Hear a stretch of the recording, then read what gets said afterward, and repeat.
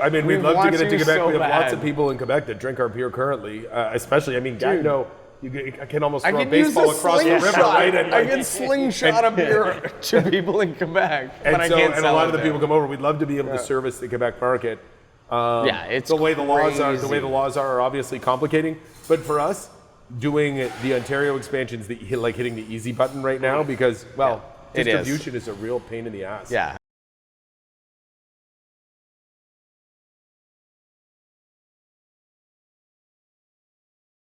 Ladies and gentlemen, welcome back to All Beer Inside. Today we're in the Canada's capital region of Ottawa, and joining us is Rob and Shane from Beyond the Pale Brewing. Hey, Carb. Hey. Welcome. Thank you very much for hosting us today. Really appreciate it. As you can see, we're socially distanced because that's important right now. So let's keep that going. So guys, what's the beer story? What created Beyond the Pale? Well, it started. We're coming up on 9 years this year. Shane and I have been friends since middle school, so we have a lot of history going way back. And I lived in the U.S. for 12 years, moved back to Canada, and we reconnected. And I guess at the time it had been the beer scene down there was pretty crazy. Here it hadn't happened yet. When we reconnected, Shane was making all these delicious beers, and that was just sort of how we started. Simple beginnings, bootstrap all the way. You know, we thought this was going to be something we did on the side, and so now been here a we are, ride. 9 years later. Yeah. I think it was last year it officially became the longest I've worked at any job in my entire life. That's awesome. It's great to hear. You know, good friendship getting together. Let's start a passion project, and holy crap, we can make good money off this. Let's keep going. So. Well, Really? don't get carried away. I was okay, like, my who bad. makes good money off this? I was like, you're full of shit. Not us. Yeah. But we have fun. Yeah, that's what's it. important. It's your passion, right? It's a lifestyle business, not a financial boon. Yeah. No, that's the saying. If you like what you're doing, you don't really work a day in your life. So. Exactly. Awesome. Now you brought me some delicious beers to try. Yeah, what do we got? What's number one I'm doing here? So where are we starting? Clean cut? Yeah. Yeah. That's what I was drinking anyway, but I'll take the colder one. So tell me about it. So this is our kind of swing at a German-style Kolsch, right? So our head brewer that we used to have, Jean Benoit, he's now out Herald Street Brewing in Victoria. But he was here for, 6 years, 5.5 years? Yep. And this was kind of one of the beers that he talked about wanting to do. He went and did a tour in Europe, spent some time in Cologne, and kind of fell in love and spent a lot of time figuring out how we were going to reproduce something like that in our space. And then we did a few batches, a few tests. I went back to Cologne to drink it kind of alongside the wonderful beers there, and got a few more tips and a few more ideas on it, and we kind of tailored it to what we wanted out of a Kolsch. And so we call it Inspired by Kolsch. Of course, it's not made in Cologne, so. But it is our kind of traditional, proper, filtered, clean version of a Kolsch. The nose is beautiful. Thank you. Toast. Cheers, kids. Long distance toast. Oh, yeah. This is a good patio terrace That's it. beer. It's super crushable. Pink Fuzz has always kind of been our gateway beer. It's the one that was our most popular beer. It got them onto the brand, but it was pulling craft beer drinkers to us. And we started to look at it and think about the things we wanted to drink, being guys who like to have multiple beers in a row. Mm-hmm. And this was that style of beer. This was one of those flavorful and still full-bodied and all of those elements, but something I can crush. So it was that, lawnmower beer for us. And so Yeah. It's something that we're still happy about. I mean, we took a look at the market and said, how do we, if 90% of the people in Ontario are still drinking macro beers, what are we going to brew that's going to potentially help us grow instead of fighting for the same drinkers? How do we engage them and still feel really good about the product? That was that was it. And so this was that beer that we're happy about, and both of us drink a lot of clean cut. Yes. Yeah, no, for sure. It's always good to start with something like a Kolsch or a lager or a simple ale anywhere. Just have that crushable beer, have something that, your BMC drinker comes in and they're like, oh, well, and you brought this is that your up gateway earlier. beer for those guys. It's that beer. If somebody comes in and says, I like Bud, I like Coors Light, great. I have a beer within that range. Now, it's not that beer. It's not a lager. It's a lagered ale, all those things. But it plays right into that category, and we find that most people are very, very happy with that as their option. Yeah. Awesome. That's great gateway beer. I personally remember when you guys were at your old location next to a yoga, tattoo, whatever studio, and it was just growlers at Pottery that point. and tattoos. So, yeah, it's pretty crazy that it started from there, where it was just growlers, and then we had to, and now you are where you are, which is a huge location. Yeah, it's a much bigger space. I remember, like, my Google Maps didn't update, so I went to your old location. I'm like, where are you guys? And then my friend who lives in Ottawa, he's like, oh, they're here now. I come. I'm like, holy crap. Like, and it was just here. It wasn't the extra room. Yeah, we only had the first side. Yeah. Well, it's pretty crazy. So it's awesome to hear. So even just starting the first place and then moving here, any kind of roadblocks, kind of stuff that almost stopped you guys from creating the brewery? All of it? I mean, that's when a you're long story. when you're underfunded, there's lots of hurdles. You know, when you're underfunded, lots of things can creep up. You know, whether it's dealing with the city because there's the city's a willing partner to work with, but the solutions cost money, and so you know it was just kind of navigating that process. It was challenging for us running 2 breweries for a while. Before the rules changed, we always wanted, you know, we were doing the bulk of our business was happening out the front door at the old spot in Growlers. And so when we took on this space because we needed more production, we wanted to keep that facility. So then you're trying to brew at that site, you're brewing here, and so there was shipping back and forth of ingredients and brewers, and it became too much to manage that we ended up just shuttering the other spot. But you moved everything over, obviously. So yeah, everything came over. Actually, our old brew house is up there, waiting to get repaired and put back into action at some point. Nice. Yep. That's you keep where you started and you keep going from there. That's so it. you keep getting bigger. Well, actually, when we built our deck, the upper patio, we built it to the exact dimensions of our original brewery. So it's a little homage to how small everything used to be. Yeah. The government was very willing when you guys wanted more, obviously, patio spaces and in the parking spots. Well, yeah. City that's was landlord. Like, That's landlord, not city, because it's all private property. Okay. And we're not close enough to the landlord's houses. been great to work with. To work with here, they're always, you know, we're always coming up with different things we're trying to do, ideas that we have, events Silly we're trying plans. to do, and they're generally pretty accommodating for us. So that's been nice. Plus, you do have the in and out bottle shop right on the side, so that's even when you couldn't have people in, you had people just, I'm sure, rotating in and out. For sure, yeah. We moved a lot during COVID. It moved a lot to just out of the window pickups and home delivery.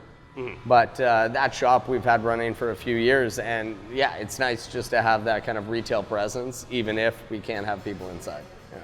As a Quebecer, I'm extremely jealous of the rest of Canada that you guys were allowed to deliver beer, where I still had to leave my house when I didn't want to go get beer. So that was big time jealousy, I gotta say. You guys were. It's nice that the government allowed you guys to do home deliveries. So. Absolutely. Yeah, they made some really good changes to allow for kind of an easier expansion on patios, the deliveries, the being able to like off sales, sell other people's products. All those things were helpful. Definitely. So awesome. Yeah. Beyond the Pale, where does that come from? Why'd you guys name the brewery that? I mean, it's interesting now in hindsight. So at the time, everything in Ottawa, as I mentioned earlier, was very focused. I mean, Longtime was the biggest beer, which was a lagered ale, and you couldn't even get it at the LCBO. They'd bring it in and it would sell out right away. And so that's sort of what the craft beer drinkers in Ottawa were drinking the most of. So when we came along and we opened with nothing like that, we opened with Pink Fuzz, we opened with Rye Guy, which is a rye IPA, we opened with Imperial Super Guy, and we opened with the Darkness. And so all of the beers were different. We were bringing something different to the craft beer game. So it was, you know, beyond the pale, the saying comes from, I mean, there's a couple different places in history where people have referred to it. Time, what we were thinking is, in Ireland, there was the city had, you know, the pale fence around it, and the heathens lived on the other side of the fence. They were considered beyond the pale. And so that's what with the beers we were coming out with. Now it's a little bit different. We still like the name, but it's a little bit different because everybody's doing different beers, different styles of beer. But that was that's where the name originally came from. For sure. Awesome, yeah, because I read up like the saying of Beyond the Pale, the British or the Irish had like the thing around. So I'm like, I wonder if it's that. So and that's why we got the fence. We got the fence as part of our logo there. Yeah, it all played into that. To the others, we were trying to play on the other side of the fence and have fun with it. Yeah. The logos themselves, the can designs. Who comes up with all that stuff? It's a lot of teamwork. I don't know, it's label dependent. We've had some wonderful artists work with us. it really, we come up with the concept for the beer. Beer gets made, and then we spend a bunch of time figuring out how we want to present that. We find the artist that's going to do it. We work with a graphic designer too for a lot of the Flash series. We have a good and patient graphic designer who works with us on a lot of things as well. Great terminology. But yeah, we've used everybody from like Steve Frew, Andrew King, I don't know, all sorts of people for different cans. Dan Martlock. What's Emily's? Yeah, Emily Newfield. So yeah, and she Jamie did from Character Creative does our graphic design, and he's great to work with as well. So yeah, it's all about finding local people that do awesome stuff that kind of fits in with whatever the brand mentality that we're looking for that beer. I mean, you guys are obviously very art-heavy focused. You can see it on the walls, the skateboards we like local artists. Just coming in, the big mural on the side. When I first came to this location, I remember seeing a huge mural. I'm like, you can see you guys are supporting local artists, so that's a big thing, just not only people are coming to support you as a local business, but you're also trying to spread the love, which is very, for sure. very important. We have really big white walls that are great for art, and instead of us paying for art or having to paint them nice, we put art up. That makes it sound less altruistic, but what he said is also not wrong. Absolutely factual, but we also do it because there's, like most of the people that have art up here, either we were friends with or we become friends with. Right? Beer tends to be a muse for a lot of artists. So we find common ground on things. That's awesome. Yeah. Beer number 2. Let's do it. Pink Fuzz. Pink Fuzz. Cheers. Toast. Just tell me a bit about the beer. So it's an American pale wheat ale Okay. that we use grapefruit in place of hops, or in place of some of the hops. It's quite delightful. Thank you. So the idea behind this is we made a beer that's probably, 42% wheat. So it's got a ton of mouthfeel, a ton of body, a ton of that like sweetness kind of taste, but not a sweet finish. It's pretty dry. We do ferment it down pretty far. But the idea is that we use hops that kind of mimic that grapefruit character, as a lot of the West Coast style hops do. And then we take zest from many, many, many grapefruits and add them into the batch. And that zest gives us kind of a pile of the character that we're looking for from the hops without using the hops, but also some bitterness and some like back end. So I'd say if we calculate IBUs on this, it's under 20 for the hops, but it tastes a lot more bitter in the finish than that. And that's all the grapefruit zest, the oils in that kind of changing that beer. So this was kind of, I don't know, what was it? It was supposed to be a summer launch and like a one-off. This was the afterthought when we opened, because we had sort of the rye guy. We were both hops guys. I mean, granted, we call it a grapefruit wheat. It plays like an IPA. It plays like a wheat IPA, but it was kind of the afterthought because we had the other beers. We liked the IPA. We wanted a double IPA. We had the darkness, which Shane has been making for a long time, and. But we wanted something that had a little bit more appeal, right? And that's sort of where this came from, and it was a big hit out of the gate. The naming convention too, it's very unique. The Darkness Rye Guy, Pink Fuzz. Is that a collaboration between you two, or is it just like throw it at the wall? Pink Fuzz was you. Well, there's been a lot of back and forth. But that's it. So we'll sit around, we'll hang out, we'll kind of throw ideas back and forth, and yeah, we've done staff naming, it's all over the board. It's when push comes to shove, we'd get stoned, have a few beers, start throwing things against the wall and seeing what sticks. That's like, there's no secret sauce there. Yeah. And why not? Marijuana's legal in Canada, so absolutely, we're good. Absolutely. So what's the first beer you guys ever brewed outside the brewery as like, this is kind of what we want to do? Rye Guy. Yeah. So we did Rye Guy. It was the one that was the catalyst, I would say, for us wanting to do this. We were drinking a beer akin to it that I had made, and then really started enjoying some other rye PAs from the U.S. I think it was Cameron's. Had a nice one. Cameron's had a really nice one out right at that time, and so we were drinking a lot of that. And so we decided that was our main beer. That was the big one that we wanted to do, and we spent a lot of time developing it. And so that's been the first batch we did at the old brewery, the first batch that went into the tanks when we expanded at the old brewery, first batch that happened here. Like it's that beer. That's our first beer. And now we treat it like the bastard stepchild. Yeah. We don't brew it very much anymore. Rye's a son of a bitch to do. Rye's really tough. Rye's tough. So it's so producing a ton of it all the time. We make it when we want to. I'm a big fan of rye-based beers, so Me too. It's, when I find a few, it's like, yep, let's grab those in case they run out too quick. You know. I think it's Old Tomorrow makes like an aged rye ale. I'm like, oh yeah, this is what I'm talking about. So that's personal preference, obviously. For sure. Same thing, like my current palate enjoys English bitters over super dank hoppy IPAs. I'll still drink the super dank hoppy stuff, but I prefer a rye beer or an English bitter. So awesome. We have both of those we can try after because they're not in our lineup. I don't know how much time you guys have and how much driving you have to do, but a couple hours, but we can stick around for a bit, so we're good. Awesome. Collabs you guys have done and collabs you guys would like to do? Oh God. The last number of years, we haven't done a whole lot of collaborations. It's very busy, right, when you're growing. And so it's hard for us that we're struggling to figure out how do we run our own business. So we've done a couple here and there, but it's not always... Generally, if we're visiting or seeing other brewers or they're coming here, we'd rather hang out, eat, and drink and enjoy than spend a lot of time working. So we have a lot more fun with the other breweries, but we've done them. Like Jeff Broder's at Indie Ale House, we've done some. We've done here and Sawdust. there. Yeah, Sawdust. We've done a few here and there, but we're actually hoping, because we miss a lot of people right now, there's a lot of our friends in the industry from Ontario that we haven't seen. So we're actually planning, hopefully November is the goal right now. Depends when our new tanks show up. But when our new tanks get here, we'll have a little extra bandwidth, and we're hoping to have a crew down from all different breweries and spend a week making some collabs and hanging out and enjoying each other's company again. We miss each other. Potentially any friends across from the Quebec-Ontario border over in Gatineau-Almer that you guys like to brew with? We should. We have not. No. We have not recently yet, but I think now that things are opening up, that's something we've talked about, is doing a tour and going to visit. And that's what it starts off. If we know some people better than others, but we got to get out more, do some more tours so we can start to... Yeah, we don't have a lot of close relationships with a ton of the Quebec breweries, a few here and there, but really because we've been a little bit, I guess a year and a half now, very insular, but previous to that, just working, it's been hard to kind of build those relationships again, and we'll get there.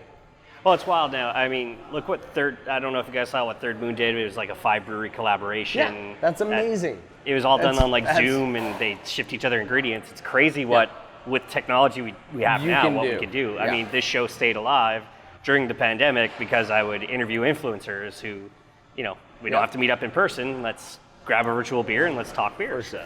Yep. Yeah, there's a certain nuance to how the experience goes, though, when you're in person and enjoy that. You know, you're there for 24 hours, you're doing it for a day or two. That part of it is a big, important part for me for the collaboration. Otherwise, we could definitely talk on the phone, come up with a recipe. I could probably get Wayne to go brew it. Yeah.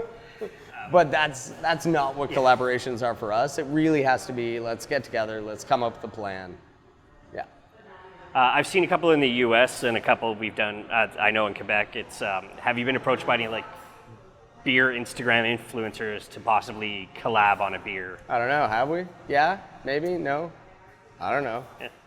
No? Not too much. No. Okay. No. I'm sure it's probably in Toronto because Toronto's just, they're 13 million people compared to a million in Ottawa, so it's crazy. We get occasional, there's more companies, like Shopify, when they did their IPO. When they first launched, they wanted an in-house beer. They came up with an idea for the recipe. We made something that mimicked what their idea was, and so we launched that, and they were the only purchaser of it. We made it just for them, and so we'll do that. And I'm sure if an influencer had a great idea, we'll play. We like fun. Yeah. I was like, if you're hinting at something. Maybe. The hot sauce, who did that? That's a collaboration with the Dalhousie Food Cupboard. Okay. And with That's Hot. And so they use our grapefruits. So we use, with Pink Fuzz, a ton of grapefruits, all of which we donate to the local food banks, so that they get repurposed, because all we use is the zest. So we've got perfectly good grapefruit. Delicious grapefruits. And my wife can't eat that many, neither can your family. So. And so So yes, that's through them. Now That's Hot makes it, and so we sell that. So we sell that here. Yeah, Plus, it goes to a good cause, which is awesome to hear. Well, and for years we were closer to the Parkdale Food Center, and we donated a lot of the grapefruits to there. And I think they still take some of them when there's overflow. But these guys came to us, I don't know, a year and a half ago, 2 years ago, and said, "Hey, we're actually now your local food bank since you moved, and we want to work with you." So we started giving them the grapefruits, and then they found the partner, Larry, who runs Meow That's Hot. He's awesome.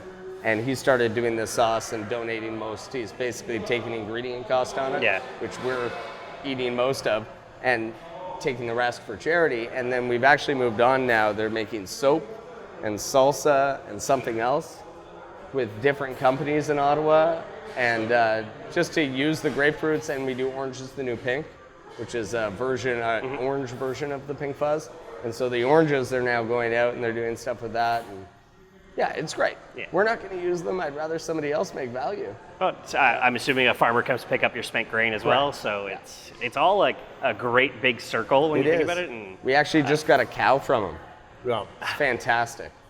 It's some really good beer. That was fed off of our. Its entire life, 60% of its feed was our spent grain. The rest was grass. Yeah. That's awesome. It was a really good cow. Yeah.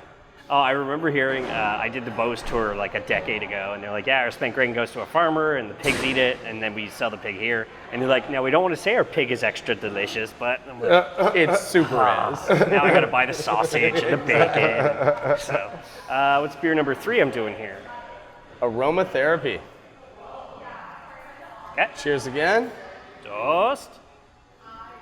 So, what now about we're beer? getting hoppier. Yeah. So this is I guess this beer was created back when this was JB and I, when we were drinking a lot of, good God, Alchemist, Heady Topper. So this was back Heady Topper, Lawson Sip of Sunshine, like kind of predated. It was like a little bit less hazy though. It's a little bit less hazy and predated the big haze craze where everybody's making super hazy beers. And we do that as well, right? Like Yummy is delicious and we love it. And we do a series of East Coast IPAs, but this is something that we've had. Yeah, this is just that slightly more OG Vermont style beer. So we're using a little bit more I find it more drinkable. Yeah. Well, yeah, if you're gonna drink a bunch, this is, So it's 6.5%. It's kind of right in that pocket of where we're looking for that kind of stronger, sweeter, but still able to punch up the hops IPA. And so it's Mosaic, Citra are the big heavy hitters in it. And it literally, it's exactly what we were looking for, 7-8 years ago for that Vermont style. Like the new thing is the New England style, which has gone hazier. This I would call more traditional OG Vermont. Yeah, you could taste the like Alchemist influence somewhere. Exactly, and it literally is that. This beer was based around that whole concept of muting the bitterness, bringing up the hops, and balancing everything out. Yeah, that's something I can't wait to do again, is go to Vermont. Yes. I missed 2 years now. Yeah. I go every March for like a pilgrimage to all the Vermont breweries I love. And 2 years in a row I've missed it, so next March we're going. Now you guys also have a kitchen. Do you guys do a food and beer pairing of any sort, or? Yeah, all of our food pairs really well with all of our beer. Okay. The taproom, the backstory is that the taproom for us, this is something Shane and I have been wanting to do for a while. We had a little tasting, as you remember from the old shop, we had a little tasting bar. And we wanted to have, with no food, but we wanted to have something bigger. We wanted to create a place where people could come and drink beer, and food is a big part of that. At the time, we were still trying to figure out how to make money running a brewery. And so, have you figured it out? I mean, we're getting better at it. All right. There have been improvements. So we partnered with the Smoke Shack. We wanted to bring in a food partner who could come in and deliver a high quality product, and us not have to worry about losing money on the food. So we've been working with them, and they're awesome. The guys are great. The food is top notch, and beer and barbecue. So it's pretty easy in terms of pairing beer and barbecue. You've got a lot to work with. Anything that we're drinking, pretty much, whether you're drinking something more straightforward like the Lagerdale.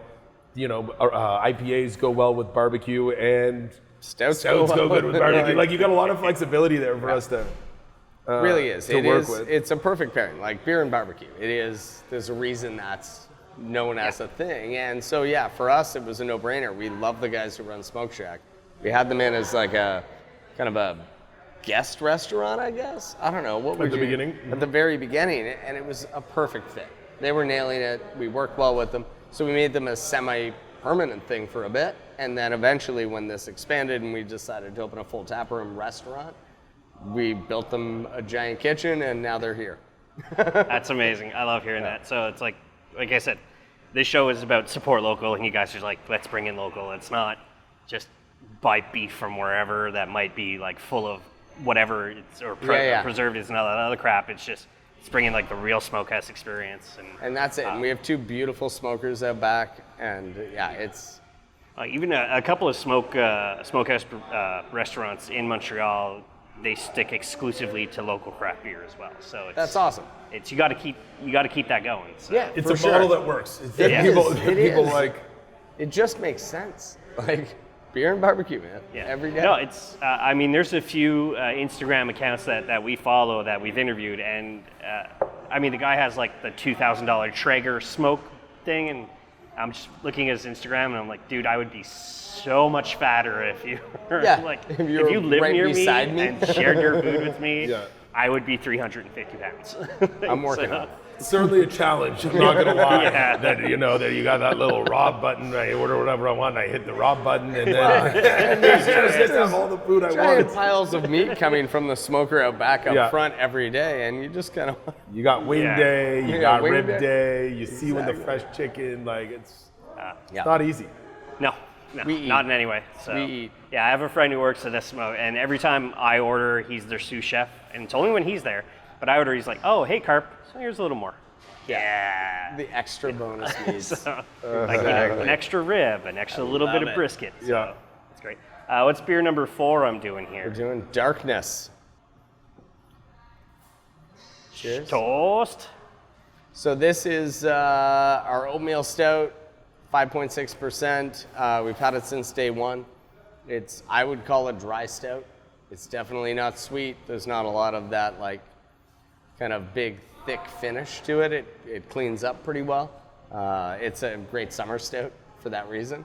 So it's got all the flavors you want in a stout. It's heavily roasty, heavily chocolate, heavily, all of those characters. But yeah, reasonably clean. And this is one we've been making. So one of the deals was when I had a 600 square foot home brewery in my basement, and my wife wasn't terribly happy about it, but accepting.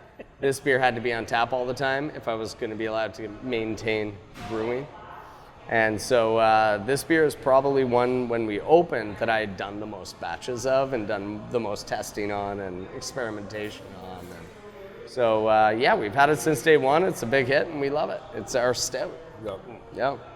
Incredibly well balanced for a stout. It's just the roastiness, the chocolate aren't overpowering in any way. It's very, it kind of just balances on my palate. Totally. Awesome. And we've had a few minutes for it to warm up here, which is nice. Yeah. This temperature is actually absolutely perfect for it. It's also the base. We do a number of imperial stouts that's based off of this recipe, obviously modified, but... yeah, we do a modification on this and bring it up anywhere between 9 and 12%, like 10.3, 10.4. And then we do variations on that. So we'll take that base beer also that we make. Also known as the darkerness. Yes. The imperial stout. The darkerness is the base, and that's normally in the 10% range. But we'll do lower ABV batches and do barrel-aged versions. We do the darkened picante off of the base for the darkerness. Good God, tons of beers have come out of this base recipe. So, barrel aging program you guys have going, or currently, it's very lackluster. There's too much moving around, too much construction. We didn't have staff. Yeah. We don't have nothing. We probably got 20 barrels that we're playing with and doing various things with at any given time. 20 is a good number. So it's not that it's non-existent, but certainly not a focus. There should be 220. Yeah. But we're just not there anymore. We've done some runs where we've done larger batches of sours and that, but I think we're hitting the point where we still do Pink Funk, which is the Pink Fuzz on Brett in wine barrels. So that's still running, new batch coming up soon. Come by it. And And then we're trying to get fooders. That's kind of our next step. If we're gonna move in, we need bigger tanks. We need more production on that. So we're waiting until that to kind of really push the expansion on. Well, I mean, it looks like you guys have some decent room from We have what I space. saw. And Yep. when I first came, you guys didn't even have the other section walled off yet. It was kind of like an open party space the last time I was here. So that's actually just before the pandemic. Just before so. the pandemic. So yeah, It's- we've changed a lot of things since then because we didn't know what the future held. Yeah. So, like, do we need an event space? Yeah. If events are no longer a thing? I think just like your tap room is a big enough event space if you guys want to do it. so- Exactly. We can do a We're lot in finishing here. our mezzanine up there for Yeah. this fall. We'll have to another try to- 70 seats up there soon. Oh, that's Or gonna be 50, super cool. I look 50, forward to 70, that. yeah. I like that. I always like the mezzanine concept at a brewery. I'm sure friends of yours, Floral Hall, like they're up Yes, upstairs area. it's like, awesome. very cool. I So, love it up there. Yep. Yeah, hopeful future interview for the show. Yeah, we'll do one up there. We'll throw a Okay. party. Yeah. It's great. Awesome. So here's the big I've had to add this caveat. When it's safe to travel again, when I can go anywhere I want, I don't have to wear a mask for 22 hours plus on a plane, and you guys have time, beercation that you want to go on. Now I know you mentioned Everywhere? Vermont, and that's like I personally would love to be able It's to so hit- easy. That's why I want to go to Vermont. It's that? It's right there. and there's 60 breweries in a state that's Right there. the size of like Austin, Texas, is that entire state. So It's amazing for yeah. that. Well, I think we're going to New Orleans in November. But that's just because we need to leave. But it's a beer. Excuse Okay, me. it'll. Yeah. We are. It is a business trip. Sorry. Carrie and go- Julie, it's a business So we trip. go for Yeah. beer, we go for barbecue, and we have fun. But that's where we're heading next. Yeah. We went to Austin in the fall before With the the Smoke pandemic. Shack, yeah, With guys. the guys, with Adam from Smoke Shack, Yeah. and Ty. I think they're both going to come with us, hopefully for to New Orleans. But for sure, there's places like we've been trying to. I want to get back to Europe and do another like tour around. There's more of Germany and German beer and Czech beer and everywhere that we need to kind of go visit. We're gonna travel a lot. This 2 years of pent up excitement is gonna be released. Yeah. No, as soon as I hear Oktoberfest is happening again, Yeah, I'm in. I'm there. We were supposed to go Yeah. in Pent the up excitement. Yeah. And excess air miles make for a good combination. True. Yeah. True that. Yeah. Yeah. So you have somebody come in, try all your fantastic beers. Any friends in the area that you suggest? Walking distance, driving distance if they have a designated driver. What are some breweries that friends Tooth and Nail's Tooth right and here. Nail. We're friends with Matt Tweedy, and they're the easiest one to hit from here. You literally can be there in 5 minutes. I don't know Yeah. if you guys are on foot right now. You can go right now. Go and visit check Tweedy. it out. But, Yeah. but yeah, I feel like that's But yeah, probably Tooth and Nail, Vimmy's close, Bar Lupulus is a great beer bar close by. We've got There's Floral tons of bars. Hall. Yeah, there's tons of bars between Yeah. here. Just down from on our strip, if you check out Tooth and Nail and you keep walking down Wellington there, there's Yeah, a it ton just of bars gets, yeah. that are all serving delicious craft beer. Have you guys been up to Spark? Yeah, Spark's awesome Yeah. too. That's it. I was kind of doing it by distance, so Yeah. I hadn't quite got to Spark. But yeah, dude, there's so many good breweries around here now. They're a stone's throw. We can almost throw beer to each other. Yeah, that's We, awesome. we need underground tunnels. Yeah. You need your own kind of like Montreal underground city, but just for breweries. That's it. And we just push beer on carts back and forth. Perfect. Some like prohibition stuff. There you go. Exactly. That's what I'm Just looking run it for. under the Rideau into That's it. Quebec. And, Yeah. God, we should look into that.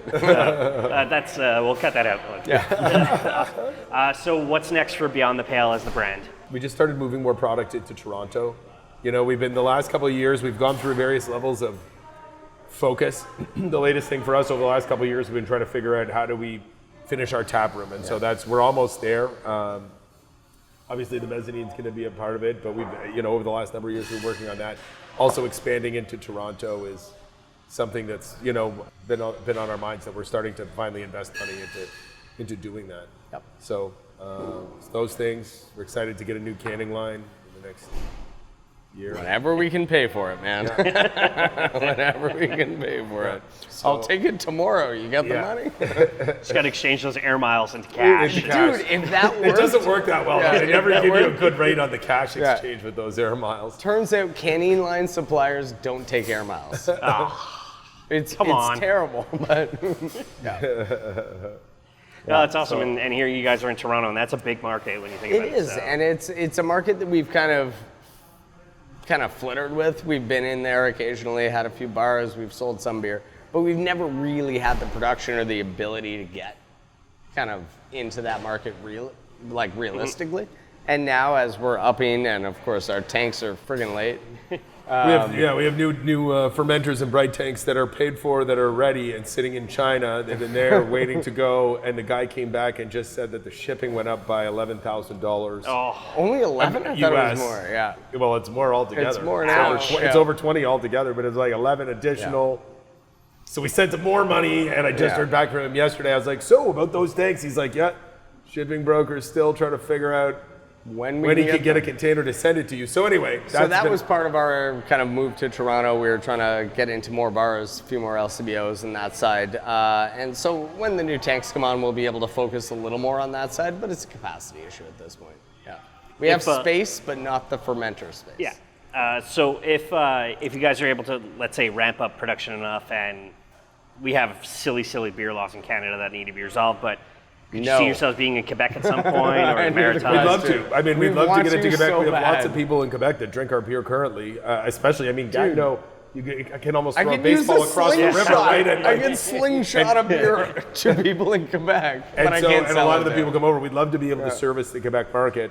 It's the way the laws are obviously complicating. But for us, doing the Ontario expansions, like hitting the easy button right now, because distribution is a real pain in the ass. Yeah, I was not going to lie, as we've found out about button. that. Yeah. But that is certainly on our radar as well, and there's certain ways we have to figure out about how we're going to warehouse. It is crazy to us. You're familiar with what it looks like. But yes, I would say that in the next 3 years, we're looking at a full Ontario push as well as something in Quebec. At least, a Quebec push as well. Yeah, because if you go on our patio, you can see a bar in Quebec that I'm not allowed to serve beer at. Yeah. Okay, good talk. That's crazy. So frustrating as a Canadian craft beer drinker that I can't get Canadian craft. We could drive 10 hours. Yeah. And be able to go somewhere that can serve our beer, and you can't go 5 minutes across the river, literally from here. It's crazy. It's so frustrating, and as a show, we've tried to promote that, like with all our fellow Canadian influencers, all our fellow beer people. It's like, let's go after the government. Let's get free the beer. We watched during COVID all the rules in Ontario loosened. There were a lot of changes. You know, the ability to off-sale, the ability to expand patios, all of these things happened, and the world didn't end. Yeah. We're at that point where we're all adults here.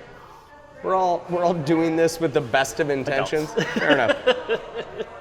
We're legally adults, but we're all doing this with the best of intentions.